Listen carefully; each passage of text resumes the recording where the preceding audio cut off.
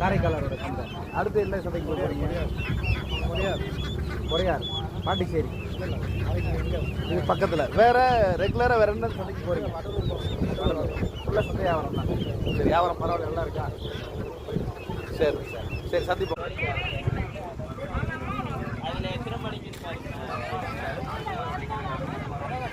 இல்லையா, என்ன விதைங்க இதெல்லாம்? ஆ ஆ ஆ